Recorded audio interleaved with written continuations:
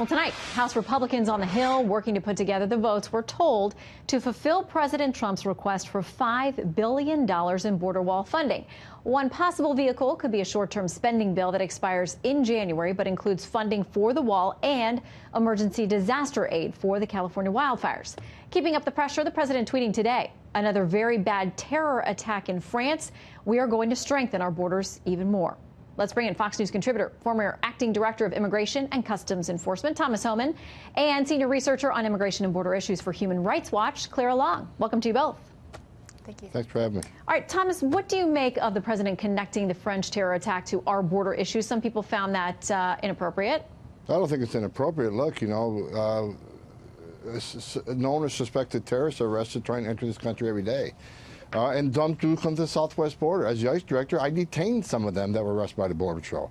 So there are people that want to do harm to this country, enter the country illegally, many by air, many by, maritime, but some across that southern border. So it isn't so far-fetched that the president would say something like that. All right, Clara, we heard the president talk about some numbers, recent numbers that he'd asked for research as he is looking at the wall. And we heard Congressman Jim Jordan, a Republican, tweet some of those out today. He said, walls work. These facts don't lie. Israel, illegal immigration down 99%. San Diego down 92%. El Paso down 95%.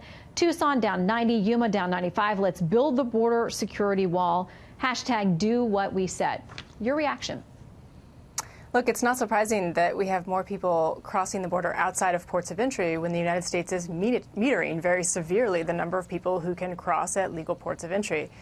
Customs and Border Protection says that has something to do with capacity, but there doesn't appear to be good evidence coming out on the part of CBP that it actually has to do with capacity. Instead, it seems to be about decreasing the number of people who can seek asylum in the United States, which I'll say doesn't conform with the United States law or with the international obligations that we're adhering to under the Refugee Convention. Well, Thomas, what do you make of that? Because that is something we constantly hear, that capacity is so low that the numbers, of course, are going to bottleneck at the border, and then people are going to come here illegally because they don't have another way to get here legally. Well, first, let's not attack the United States. We welcome more immigrants, refugees in this country than any other country in the world, first of all. Second of all, yeah, they do meter these people in. Let's understand what's going on in San Ysidro Port of Entry.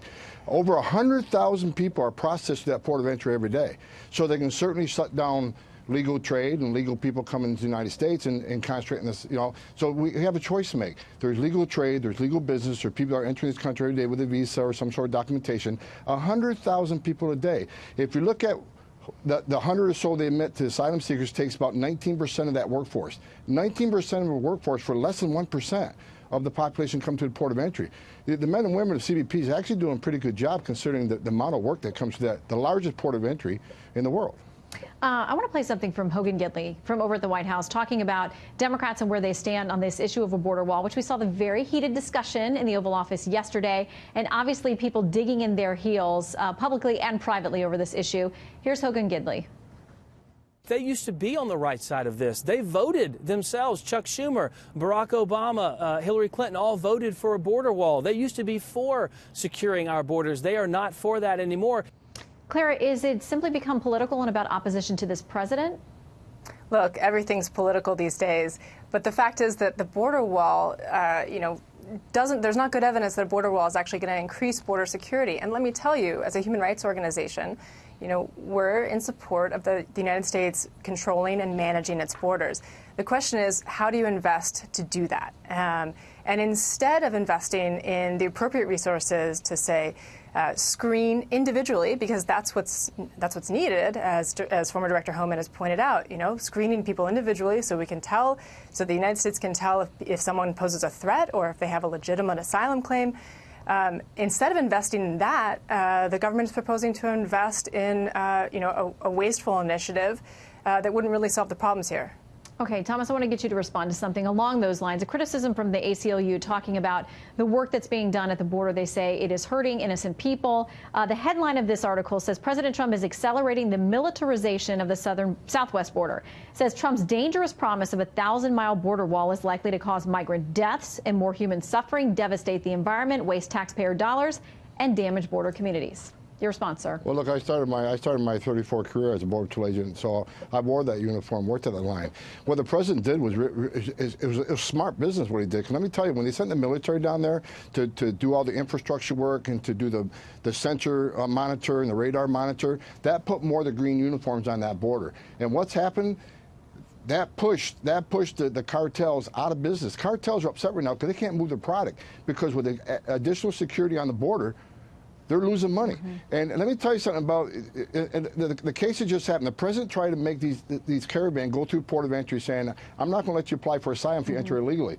He was doing a good thing there, and of course he got overruled by a judge over in San Francisco. But let me tell you what that judge actually did.